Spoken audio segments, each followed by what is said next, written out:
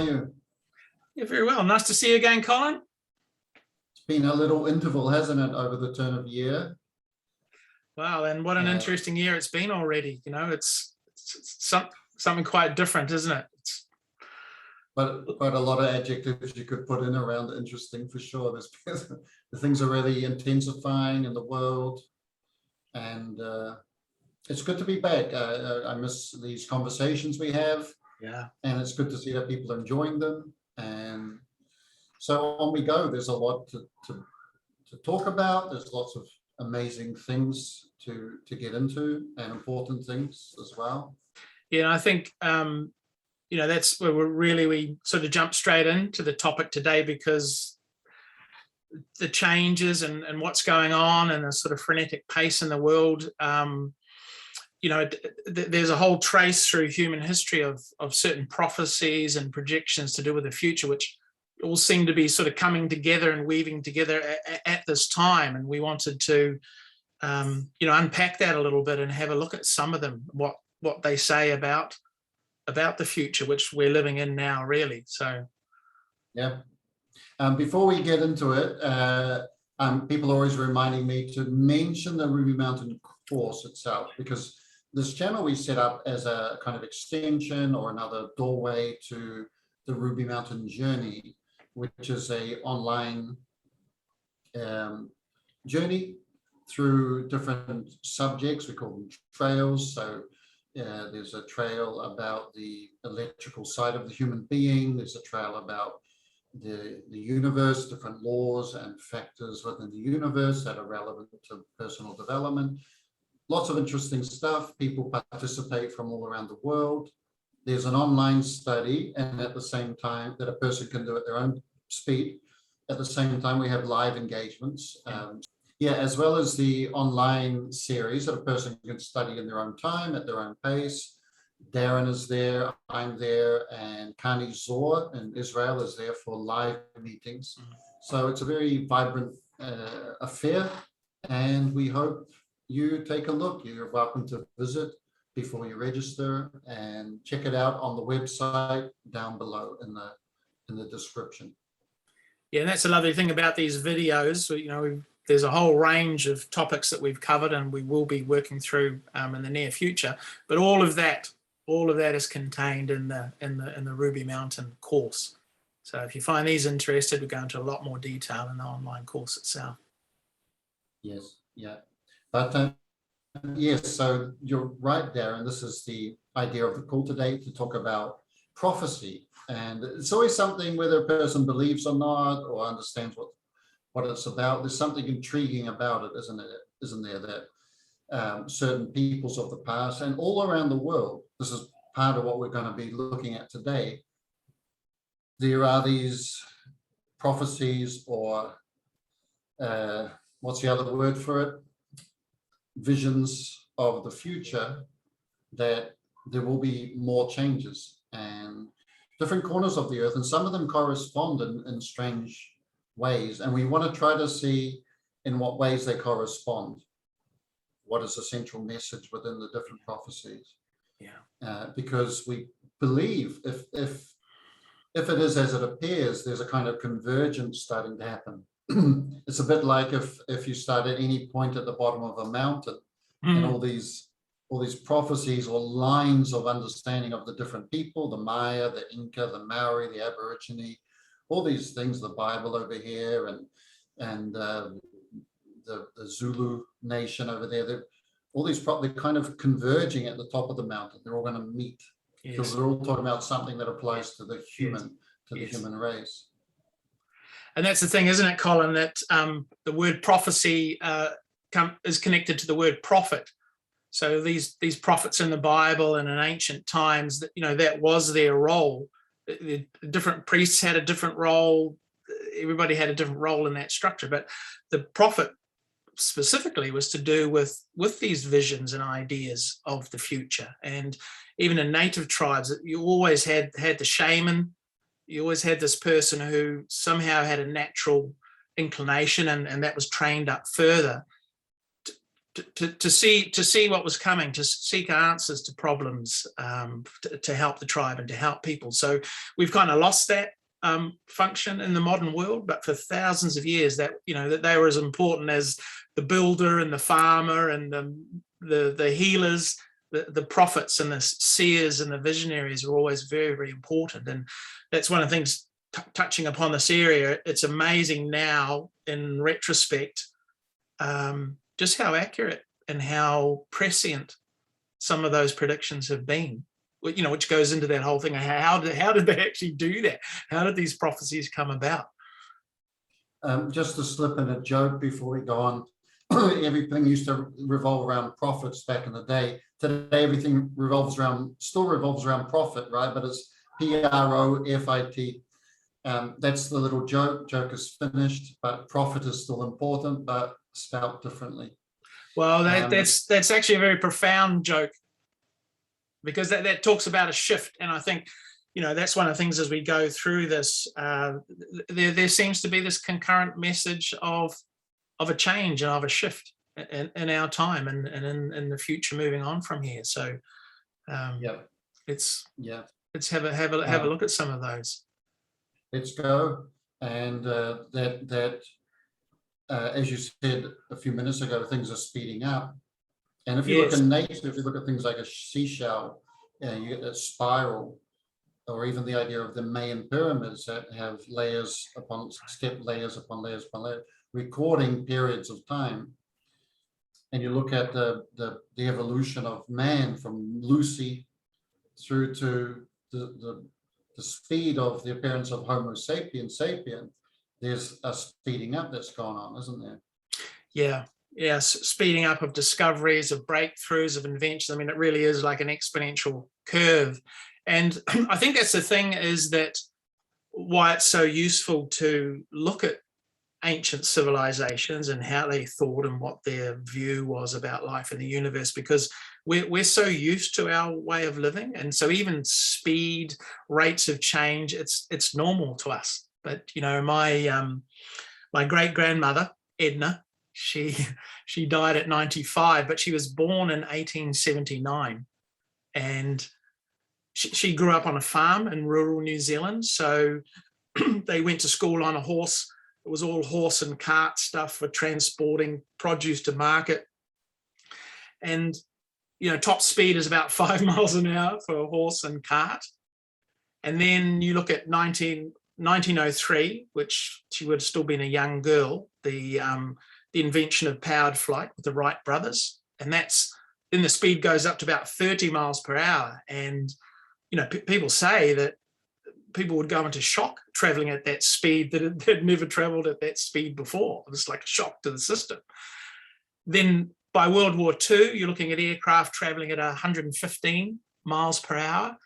By World War II, it's around 300 to 400 miles per hour. So you're getting this increase in speed. And of course, what goes with that is the increase in invention and technology, because by the 1960s, you've got the jet age. And so those jet fighters in Korea would be 680 miles per hour. So the technology changes, the speed increases.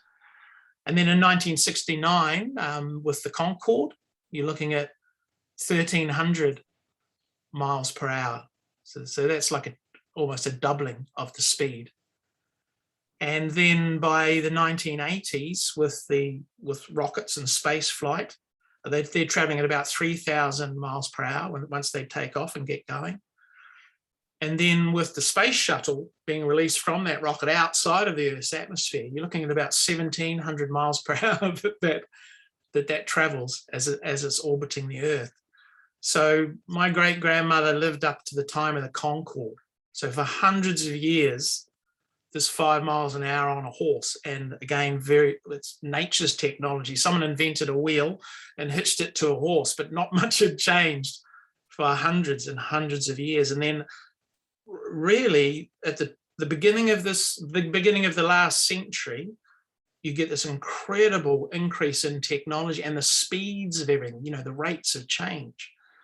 And I remember when in my 20s, when I did my apprenticeship, computers first started to come into being used, and they were really expensive. I think my company spent almost $1 million on the first graphics computer.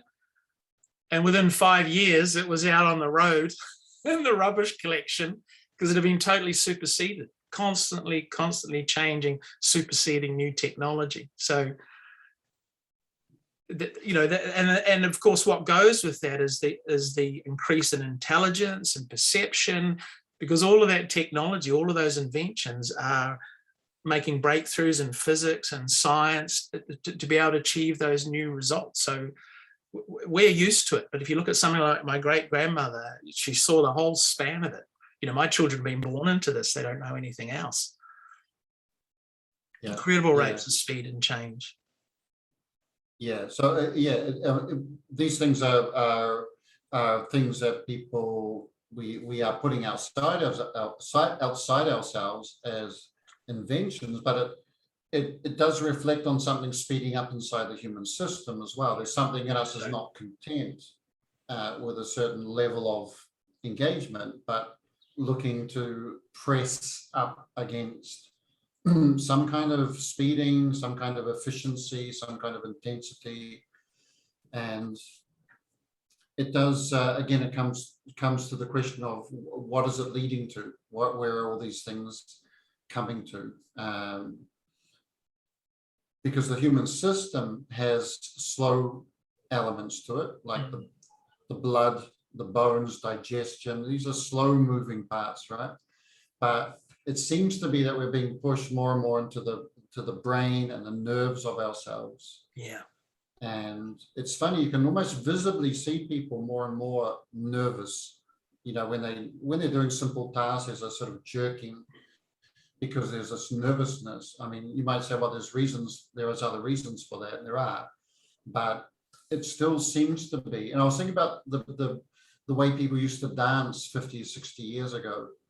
And it was very much the rhythms of things on the planet. You think of the waves, and then you think of the waltz, stuff. There's reflected energies of the planet. But since really the Beatles, since the 60s, when there was a lot of talk of new energies coming into the planet that the hippies picked up on, you had all this rock and roll. And if you imagine a Beatles clip, and you turn the sound off, all this jerking and the subsequent disco era with Michael Jackson, without the sound, it looks like people are being plugged into an electric socket, and they're being electrocuted, electrocuted by something. And it again, it reflects something coming into an intensity that it makes you wonder if we're getting pushed to the point of popping through to another level of engagement with even other systems inside the human body. Yes. The unseen aspects, yes. The higher faculties and the mind and the aura, the electromagnetic system around us. If all this is being pushed into a kind of engagement. Yes, and that's the thing, even using that, you talk about pushing almost up against like a barrier. That aircraft analogy is very interesting, because when a jet, and the first time they did it, they broke the sound barrier. So 300, 400, 500 miles per hour, the air that you're flying through becomes like really dense, like water, and it stops you from going any faster, and the whole plane sort of shakes. And you might have seen the documentaries about it, but there's that point where it builds up enough speed and it goes pow and breaks through the sound barrier, and then it's totally still, twice as fast, and everything's under control. So you get that sort of sense about it. And it was interesting, in the late 60s, a man called Alvin Toffler, who was just, monitoring. You get these people, they sometimes seem to observe trends rather than be caught up in it. And he was observing all this increasing in speeds and rates of change. And, he wrote a book called Future Shock, because he said, this is going to be a thing in the future where we're going to have to learn how to cope with it and adapt, because it's just going to be too much change too fast in such a short amount of time. Yeah, and I think one of the features in the prophecies because again, we're talking about different people, different times, different locations on the planet, but they talk about for example, in the case of the Inca, they talked about a new model of human appearing. Right. They call Homo luminous. And you know, the story of it is that apparently when the Spanish arrived, a certain group of Incas fled to the mountains to preserve. They saw that what was going to happen. They fled to the mountains to preserve the knowledge and the understandings and the connections really that they had. And they believe that there were 500-year cycles. Right. Where things refreshed and phoenixed, which again is interesting about corresponding prophecies, because the Greeks took out of Egypt the idea of the phoenix, and the phoenix was, you know, the bird that was reborn out of the ashes. Yes. Ashes saying that something was destroyed for there to be a possibility of the rebirth. Yes. And that it occurred every 500 years. Yes. So there's a place on the other side of the world also talking about a 500-year cycle. And one of the ways actually you can see the trace of history of the appearance of major moments in human history, they do land pretty much on a 500-year wave pattern. And so anyway, they had actually foreseen this occurring. And so they knew that this change was coming with the Spanish, and there was a complete change, of course. But they reappeared 500 years later. Recently, about 50 or 60 years ago, these people came down from the mountains and they said, it's time again, the change is upon us, this new change will occur. And they said the Homo luminous is appearing, and it's already appearing, and it will come. And it's to do with a new frequency of energy that the human will need to tune into. And one of the hallmarks of this is that what they call the condor and the eagle will need to fly together again. So the condor corresponds to the heart, and the eagle corresponds to the brain. And what they said is, in this period of time, the eagle had almost killed the condor. Wow. In other words, and you can see it, it's quite evident, right? There's been such a destruction of everything heart-based. You know, the word heart anagrams to earth. So the earth itself, the arts, the fineness, the feminine has been crunched in multiple ways. And so there was a separation of these two elements. And you can, even at an individual level, so many people battling with their emotions, traumas, the brain, there's a kind of brain and heart disconnect right down on an individual level. But apparently now it's a time of a coherence between these two elements again. And it's very interesting again, because the symbol for the age that we're coming into of Aquarius is that those two lines that zigzag together, as opposed to the symbol of the last zodiacal age we've been in, which is the two fish of the Piscean age pointing in different directions, which seems to indicate contradiction again. So I'm here in Brazil. I've been to Peru twice, and they take this stuff very seriously, of course, because there's just in Cusco alone, there's 360 sacred sites around the city, obviously corresponding to the calendar. And if you think about Machu Picchu, how they got those blocks up the mountain, however they did it, before you get into the technicalities, the fact of the effort shows an incredible devotion to elevating the human spirit, to reaching for some sort of religious connection. So when they talk about this kind of prophecy, it's respectful to listen, try to understand what they say. But of course, the modern brain tends to think, if it's not on my screen, if it doesn't make immediate sense in the way that I understand the world, it's not relevant. But very beautiful prophecy coming from the neighbors here in Peru.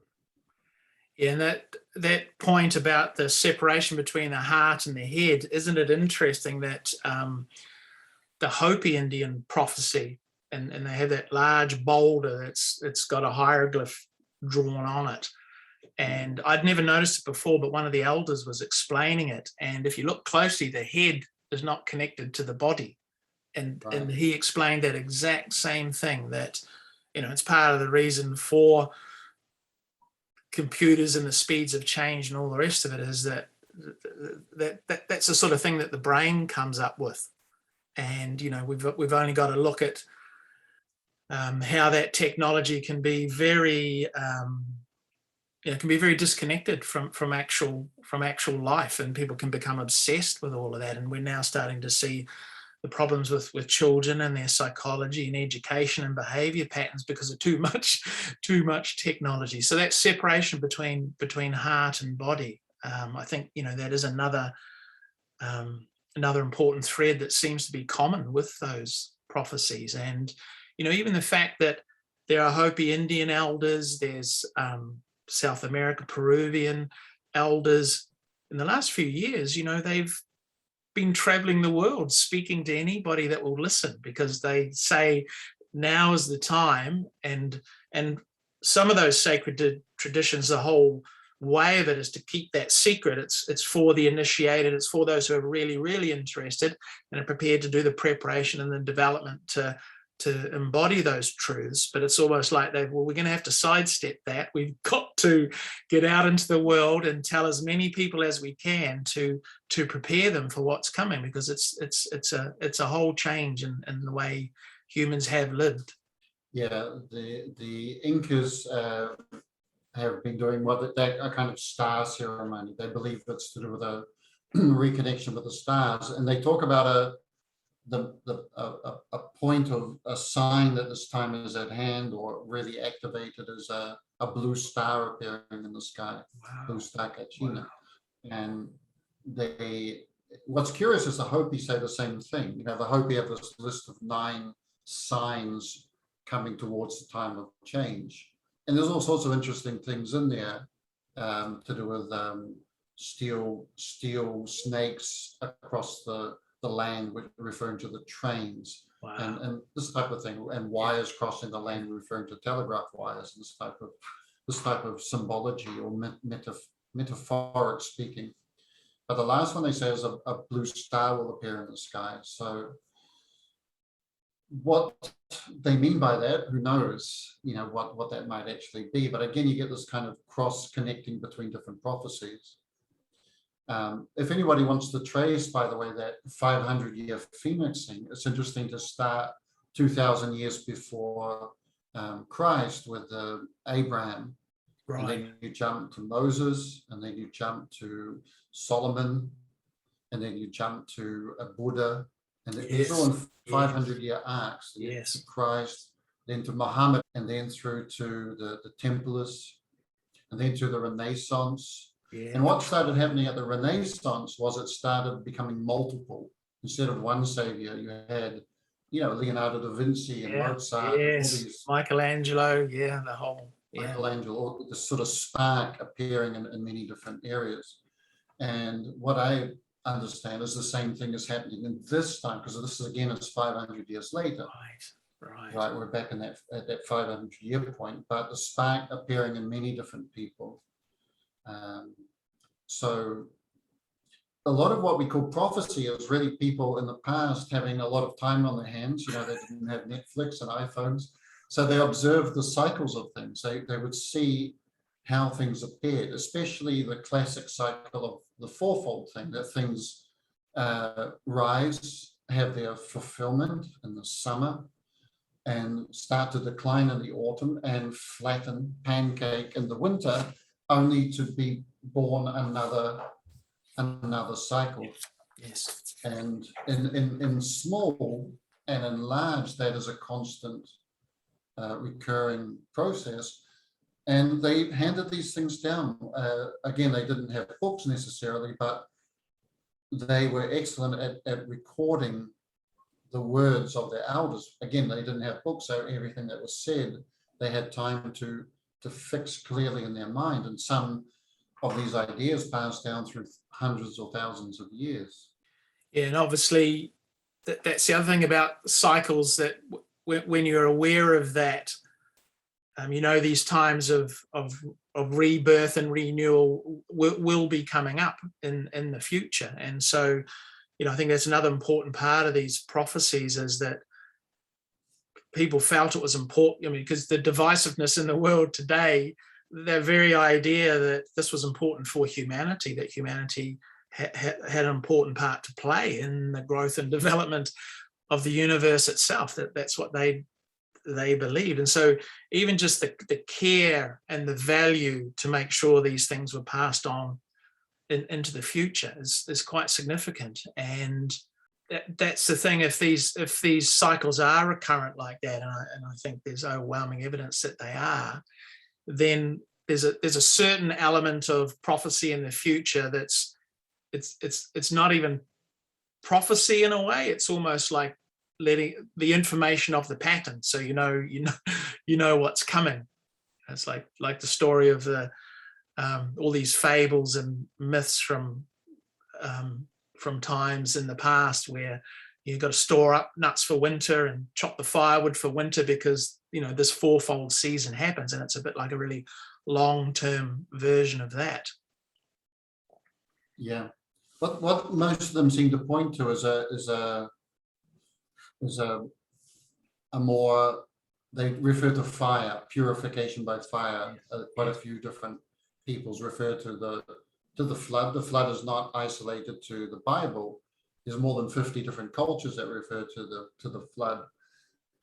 And a lot of these cultures refer to the next purification as one of fire, but fire was often interchanged with, fire wasn't thought of necessarily as a fire that you would light, but fire is in the force, power, energy.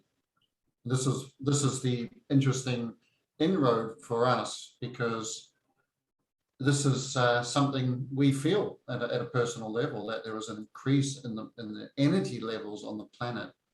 And if you listen to some of those songs from the 60s and with the hippies, they talked about a new vibe in the air at that time. Yeah. There's some sort of new vibration in the air. I feel that that's continued to increase, but that first wave of catching that force fell away. The world monetized music, and the kind of machine of the culture kind of reorganized everything, and that sensibility to what was coming in, sensitivity, so to what's coming in, got lost. But I think it's still coming. I think that was a first wave, and there's another wave of force coming, which means that, what does it translate to? It means that things that were previously harder to detect, like the human aura, atmospheres, things like ideas sparking between two brains, it's all going to start to become more real, more something that people have experience of. And that's going to be quite disorientating if you haven't investigated the area before or orientated yourself into the area.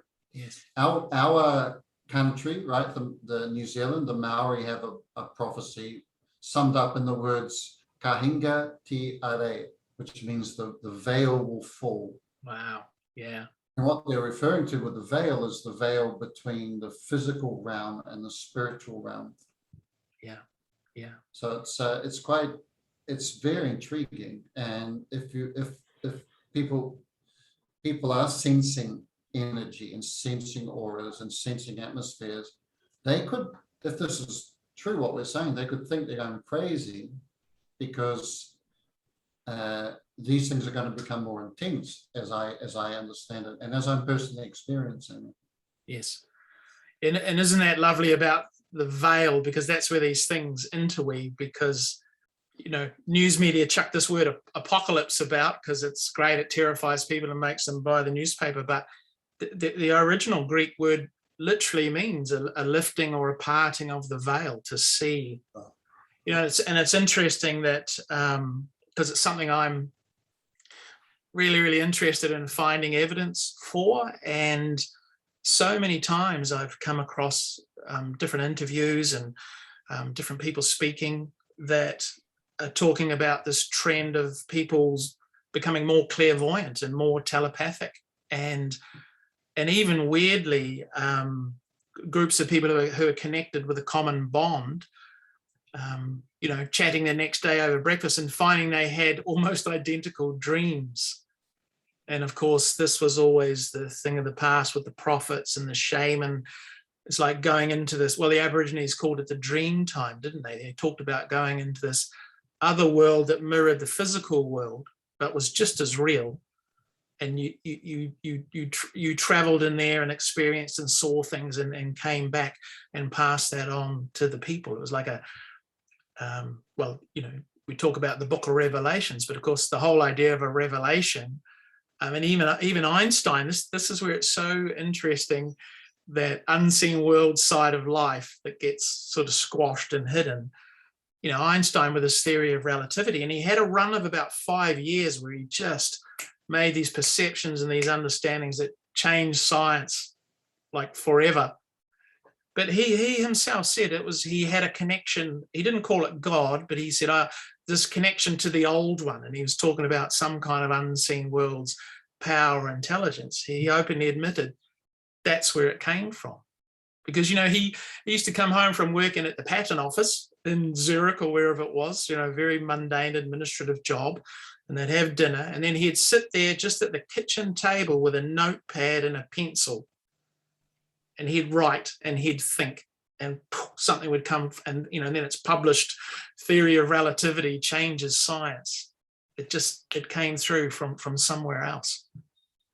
So I agree that a lot of the prophecy and what you're talking about is about turning more to that direction rather than the physical.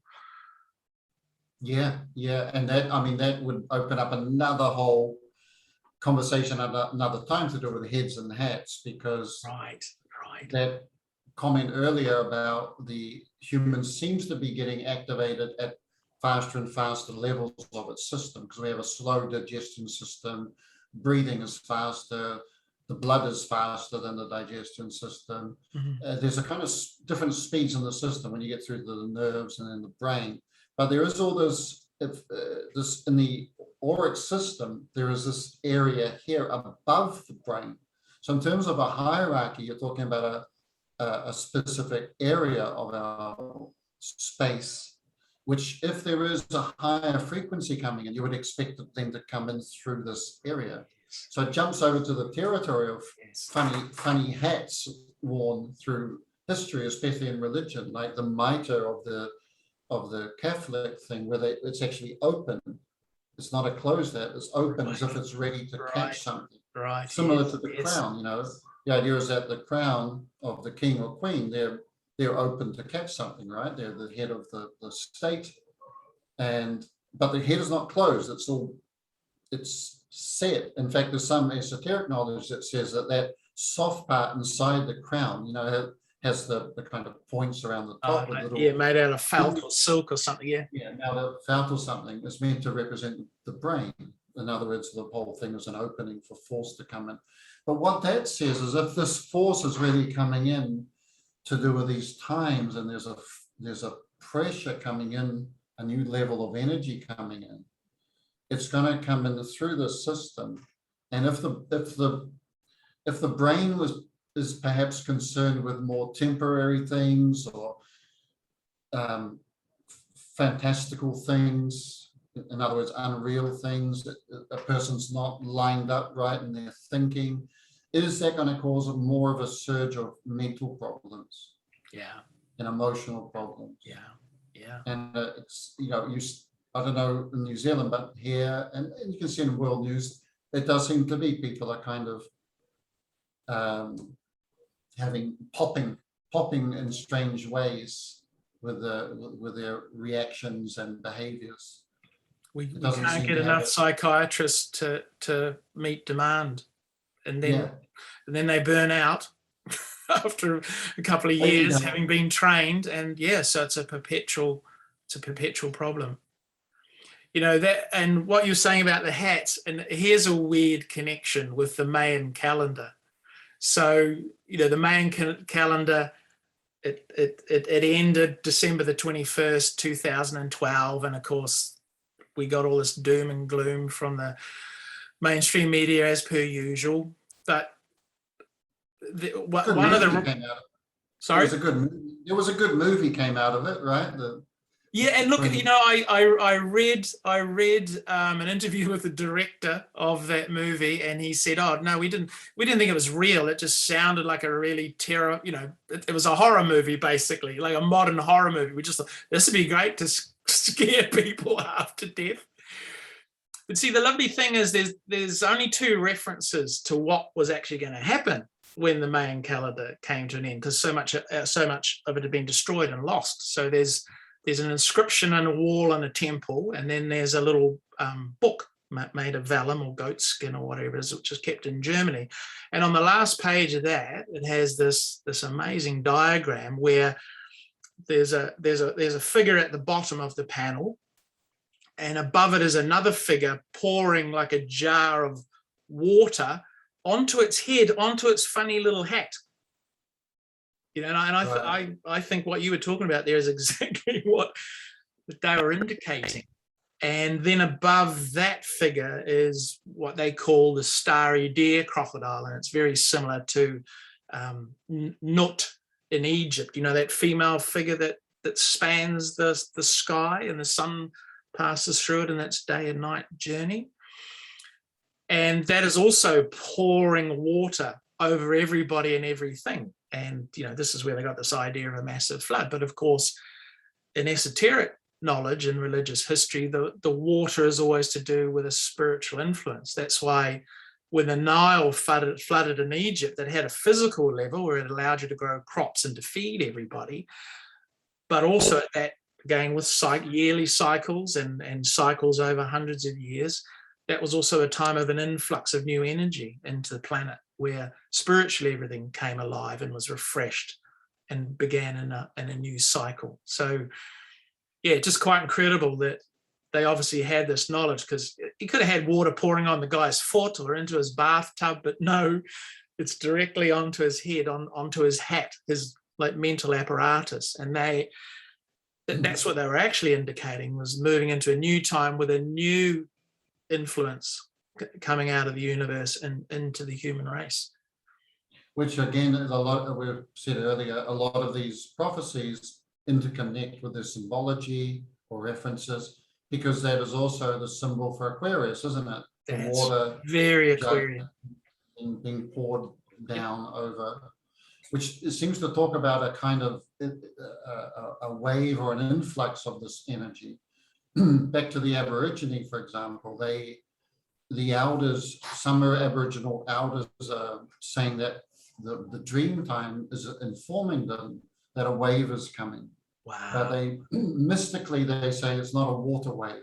No. It's some kind of spiritual wave, some sort of fire wave. They don't say much about it, except that Uluru, which we call Ayers Rock, that rock in the center of Australia, which is sacred to the Aborigine, is becoming activated. Wow.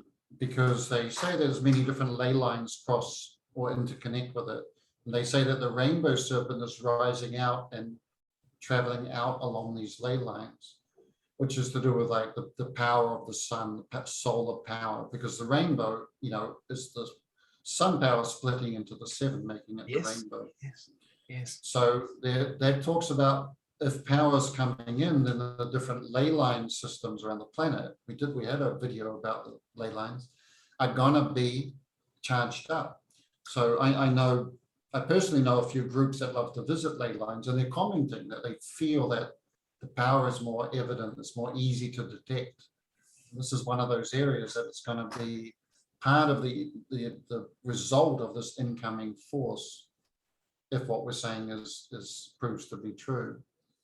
Isn't that just absolutely fascinating how things cross-reference? Because there's a chap called Rory Duff, and he's considered to be the latest modern expert on ley lines. Started off as a geologist working in gold mines, learned how to dowse and other equipment that they use. And he has a ley line that runs through where he lives.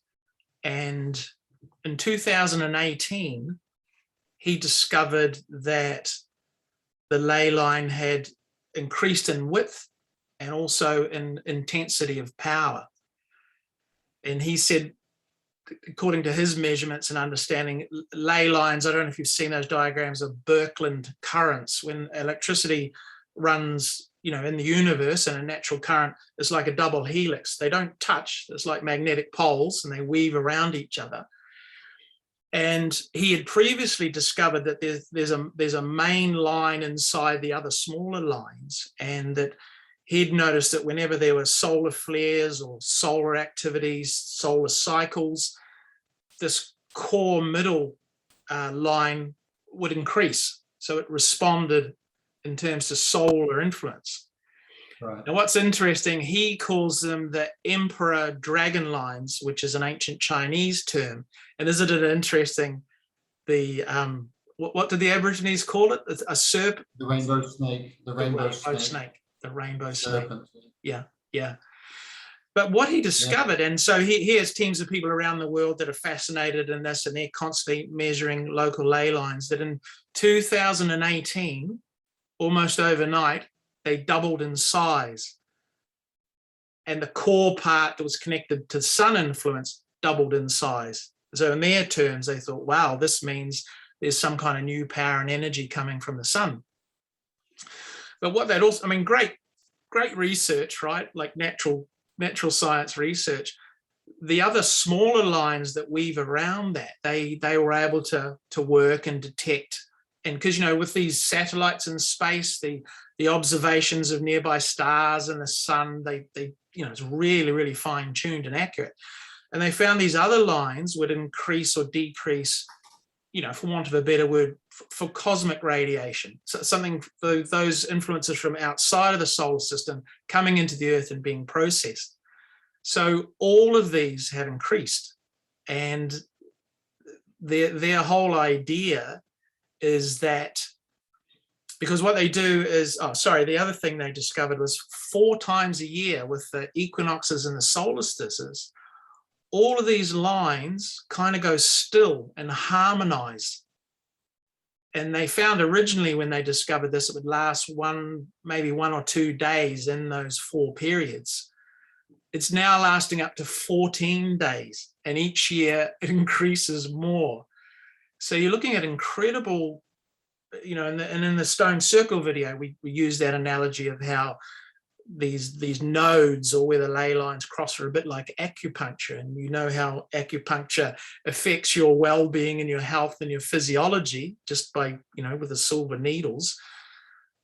Really, this is the electromagnetic life of the planet, and it in itself is changing. The magnetic poles have been moving really. They were moving slowly, but again, in the last couple of decades, moving really rapidly. So the southern magnetic pole isn't even in Antarctica anymore, and the northern one's somewhere down in Canada. So you really get the sense of this dynamic changing of the Earth's energy systems, but getting more powerful. And so one of the things they do, and more and more people joining in this study every year, is that they go to those nodes where those more powerful lines are and really do meditations, and found that a lot of sacred dancers are very, very good at tuning in to these power lines, because they see that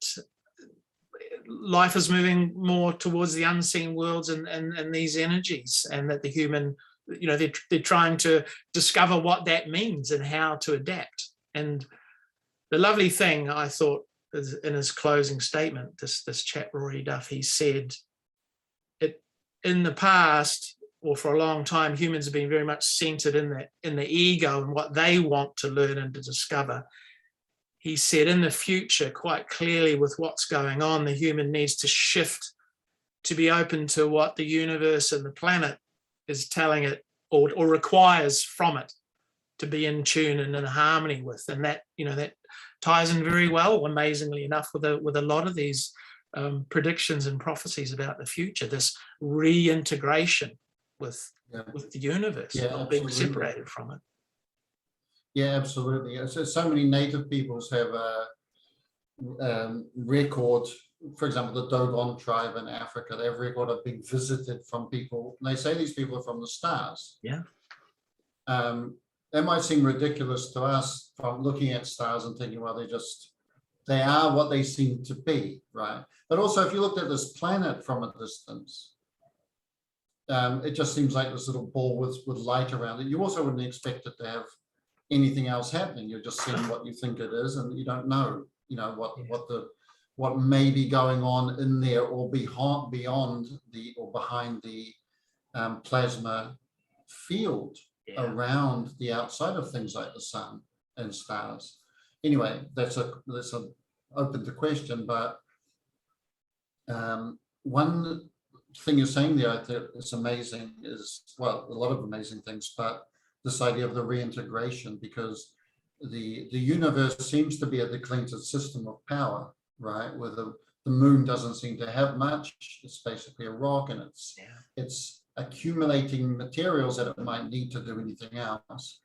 The planet has some degree of energy, but nothing compared to, say, a sun. Then you've got the stars, you've got all the different grades of stars up to the immense blue stars and red stars. And then you've got the center of the galaxy itself and so on. So it makes you wonder if the planet is having an upgrade in terms of how much power it's going to have access to, or have to be included into. But that power, everything you're saying about the ley lines as you're talking, I'm thinking that's going to run into human beings, because the whole Maori tattooing wasn't something separate to what they felt running up and out from the earth. All the forces on the earth ran up through their system, feet connected and touching the land and letting that force run up through them. So it says what the planet's experiencing, we're going to experience. And there's a lot that seems to indicate it's to do with a connection more directly to whatever force comes from the stars. Yes. There's a beautiful story, that guy, Lawrence Vanderpost, who spent time with the Kalahari Bushmen.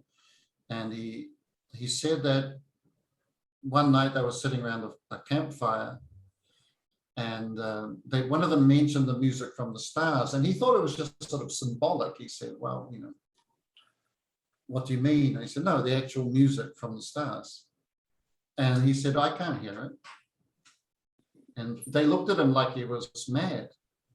And they said, you don't hear this music? And he said, no. And two of them looked at each other like concerned, and took him by the arm and sort of led him off from the campfire under the blanket of stars that you would get out in the deserts there. And they said, listen. And he said, I'm sorry, I can't hear anything. And they looked really saddened. They took him by the arm and they led him back to the fire like he was deficient, had some sort of deficiency. That, it's like somebody's blind or somebody who can't hear. You sort of have this wave of compassion for them. They took him back and they sat him down, and they couldn't believe that he couldn't hear this music that the ancients used to call the music of the spheres, and the music of the spinning spheres, the stars. And so it's a beautiful thing that's been pointed to, that if the human's going to be more integrated with this,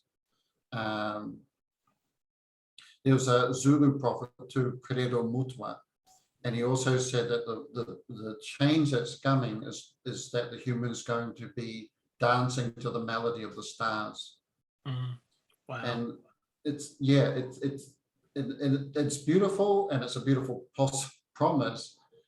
At the same time, why couldn't that guy hear it? And what's the problem? Even he's there trying to find out about their way of life, but it says that something about the patterning of the brain and the alignment of values and the lack of sensitivity that we develop living in cities and the modern world and having to deal with the stresses shuts down certain sensitivities. And that's going to cause it to be quite an upset if we suddenly have to start dealing with higher force levels and we're not used to it. It's kind of like putting, here in Brazil, you have two different power systems run through houses, even depending on the suburb you live in. If you use the wrong voltage with the wrong piece of electronic equipment, you know what to expect. Too much voltage, poof, it causes an explosion and a shutdown. And it makes you wonder if behind the scenes, this build-up of power, we're going to see more and more people affected, but they're not going to know why. They're not going to know what's happening to them. But there's going to be this power surge running through the system. They're not without the right alignment, without the right circuitry, which opens up the question of what is that right circuitry and alignment. But this is what a lot of this convergence of prophecy seems to point to: more power, more force, more light, whatever, however you want to term it. Yes. Yeah, and that with these ley lines, you know, with the modern research and discovery, they've confirmed that these nodes where the ley lines cross, always there's a church or a temple or a place of prayer. And with Chartres Cathedral, as an example, this was one of the secrets that the Templars had, wherever they got it from, that if you built the temple with the exact right mathematical proportions and ratios on that node where the ley lines crossed, then the whole building would resonate to the same resonance as the ley line. And these people have described even going there today, and at certain times of the year it's more potent than others, which tells you a lot about ceremonies and festivals through the calendar of the year that ancient peoples always followed and adhered to. They said that in the atmosphere with that resonance with the ley line inside the cathedral or the church, that it accelerates the emotions. But what they also discovered, you've got to be very, very careful, because if you go in there grumpy and pissed off and thinking how much you hate this person or whatever, it has a really negative effect, because it powers whatever's in you. You know, so they've been rediscovering this. So that's why, and you know, this was one of the things you touched upon, I thought was very important in the stone circle video, is the idea of a preparation and almost like a the opposite of a decompression chamber, a compression chamber of adjusting and adapting, so you can actually deal with the power at the center of that stone circle. And so this was the same with the cathedral. It explains a lot about the ceremonies and the incense and the liturgy and the movements, all towards making everything harmonized. So when you got in that most potent point, you could actually process, and these higher forces could pass through the human into the community and into the planet as well. Yeah, and you know, when you think of how specific, if you look at a motherboard or the circuitry behind electronics, and then you think of the brain, for example, and even in the configuration of the human nervous system, it's a very specific system. We almost seem like we're riding shotgun, sort of shooting wildly in the area of spirituality and the electrical side of the human. When you think about the technology that's already pre-planted, that is going to be engaged in this, if what we're saying is true, and this extra force comes, it's going to be a very specific way of dealing with this force. What I find interesting, for example, in the Bible, if we're talking about prophecy, we've got to bring the Bible in at least a little bit. The Jewish people the Orthodox really study all the numbers and then the chapters. There's a meaning within all the numerology of the Bible. For example, the first 5 chapters, the Pentateuch, are configured specifically to the 5 color system of the human electrical system that the Chinese also use. But the part that's intriguing to me is, in Revelations, there's the 22 chapters, right? And things really start coming right after a lot of turbulence, a lot of problems. Things start coming right in chapter 21. And whether those 22 chapters began from the time of Christ, which would land us in the 21st century where we are. In other words, another thing pointing to another element of the convergence. But what's interesting in that is how specific this arrangement of the temple of God or the city of God is. It's not like thank God the bad times are past. Run around in the fields, have a little village, have a little house, enjoy yourself in the fields of the Lord. It's not like that. It's like there's a temple. It's got 12 different layers of crystal, and I'm going to tell you the order of them. I mean, he was specific enough to say first there's jasper, then there's this, and then there's onyx, and it's like really specific, right? Yeah. And you think, so let me get this straight. After this new phase begins and everything's luminous and spiritual, you've got to worry about having crystal laid in the floors. Now, whether or not it's physically done like that, it seems to be pointing to that it's not haphazard. It's not just love will resolve everything. It seems to be saying that there's going to be, again, it's pointing to the 12, just like you had the 12 tribes of Israel, you had the 12 disciples, you had the 12 knights of King Arthur, and now they've got these 12 crystals. And it seems to be another thing pointing back to the star idea or the zodiac idea. You're going to have to be plugged in to these zodiacal, to the zodiacal influences. Right. It's not haphazard. It's not a come as you are dinner party. There's a dress code, And if this is true, it seems to be that the story of human history has been people trying to plug in here and there, like you said, building a whole temple, the Temple of Knights, building around an intersection of ley lines. The effort to try to plug into this higher force, but then that says that if what we're saying is true, it's amazing that it's not going to be about the effort of plugging in. The force is going to be coming, and it's going to be a scramble to get the right alignment to deal with it. Yeah. And incredible. This is the thing about technology for spirituality. What the Templars believed and why they went to so much trouble with getting because you look at something like Chartres Cathedral, any of those cathedrals, they still can't quite work out how with horses and carts and wooden scaffolding they were able to build something like that, right? Right. But they believed that once that resonance was set up and once it was powered by those intersecting ley lines, they believed that that was like an unseen world's portal to be able to communicate with other intelligences on stars and other planets. This is a whole other era. And then these were serious people. You didn't mess with them. And I don't think they would have done all of that for a fanciful idea. Yeah. And I think, because you would say the word evolution, you think of tadpoles in a swamp and climbing up a tree and becoming a monkey and getting sick of that and becoming a human, which is a bit like a comic strip.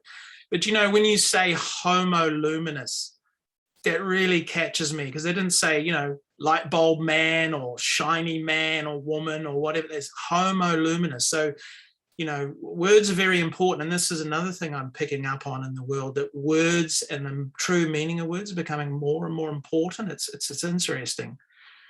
But yeah, homo sapien, sapien, homo luminous. So there you saw genetic change. So this idea that the brain got bigger, the genes have to be altered, DNA has to be altered so that babies are born with those bigger brains. And this is where this tie-in with what's influencing the planet and the energy worlds ties in with genetics, because the Chinese sent some pumpkin and tomato seeds a couple of decades ago up in one of their orbiting spacecraft.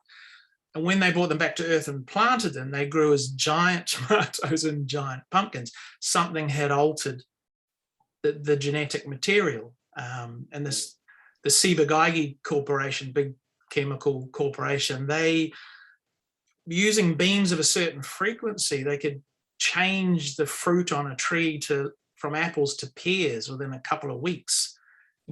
So you had a very physical, dense thing, but when the frequency was of a certain order and a way, it would change the DNA print. So this is also, I think, part of the prophecy, is that as this greater energy and intensity comes into the planet, has the potential to change genetic and DNA as well, as I personally think it has done all through history. I don't think it came from what a person ate or their diet or whatever. It's what's influenced it. And you talk about something like the Renaissance. That was a huge leap in human ability, and as you say, in everything, the arts, science, medicine, even knowledge of history. In the Middle Ages, there was like no knowledge of history. They hardly knew anything about ancient Egypt, but then all of that started to be brought into the mix, almost as if preparing for something in the future. Now with a lifetime of 75 years, if you're lucky, time can seem like it takes ages, but in the bigger picture, in the cycles of things, 500 years or so since the Renaissance is nothing. It's like a second on the clock. Yeah, absolutely. And I think a lot of people, coming back to the here and now, I think a lot of people are concerned about the state of the human race, how things are going. We still seem to be behaving badly. Still seems to be a lot of stuff going on that makes you wonder how it's ever going to be resolved. So I think somehow within this conversation about prophecy, part of you is almost hoping that there is something that's going to uplift lift the human to a level of engagement with the universe that's dignified, to the design, the complexity of the situation that we're in. Whatever you want to say about God or the creation or the universe, there's obviously some intelligent design. For example, you're talking about genetics. Perhaps also that 90% junk that they say is in the DNA is not junk, but stuff waiting to be activated. Because it can't be a coincidence that they say 90% of DNA is junk. And at the same time, the brain also has 90% capacity we're not using. And, because if it's preset in the model, is it preset so that a bit like a TV with a remote control, when the right signal comes in, the activation occurs? I mean, this is what the uraeus of the Egyptians seem to be saying, isn't it? I mean, the eyes only go up halfway through the head. You got all this vacant space here, and the Egyptians somehow activated it and had this uraeus. In India and other places in the world, they had spots and things to say that this area had been activated with a power, and they just expressed it differently. So I believe this force coming in is also going to activate things in us. Again, it brings up, every answer brings up, or every indication brings up more questions, because what if your thoughts become more powerful? Yes. What if your mind and emotional state is more conductive and it affects people around you more, it impacts on people? I guess, as we're winding up, it jumps back to the Ruby Mountain idea, because we start the whole journey with a look at the electromagnetic side of the human, atmospheres in your house, atmospheres in the neighborhood, trying to get demystify a little bit this area of the unseen worlds in and around us. And I believe it's interesting in itself, but it's also, if what we're saying or seeing is true with this prophecy conversation, it's also wise to familiarize yourself with it. It's a bit like knowing how to use a surfboard, because there's a wave coming. Good analogy. Like I said, the Aborigines are talking about this wave of force, and you're going to know how to operate it if you get that speeding up that your was it your great grandmother or your grandmother? My great grandmother. Yeah, all in her lifetime. Yeah. Edna. Yeah, she witnessed it. I think, when you think about what she witnessed and what's happened in the last 100 years, I think we're still going to witness amazing things. Yeah. But I think at some point it's going to be more to do with a natural shift, which is kind of where we've been revolving around in this conversation, rather than what the human's been doing, which is externalizing everything into technology. Yes. Great, nice to have all this, technology, but we've also got a natural system of that has an incredible technology, the brain and the even the hormone system, the homeostasis. It's stunning. Oh, And it works on electrical principles also. well, one of the really hopeful things I see, because that's what I love about the Ruby Mountain study. It's based in natural law, how the human system works, which humans didn't invent. So in times of doubt and change, it's good to come back to something solid, which is what the ancients based their knowledge in as well, and turning out to be very accurate and reliable in all sorts of ways. And there's this phenomena where in chemical labs around the world, if they're trying to crystallize a new compound, a new substance, it's really, really difficult. It takes ages and ages, and kind of half crystallizes and doesn't work. But once they've crystallized it, once they've done it, all the labs around the world can instantly really just get the recipe and the formula and they reproduce it. And that's this very ancient idea in terms of physics and chemistry, where it doesn't necessarily take every human being on Earth to be interested in this or to move that way. Some people think it's only 2 or 3% because of that phenomena, that when a new thing is created, the potency and the signal of it contagious very, very quickly. It's now possible.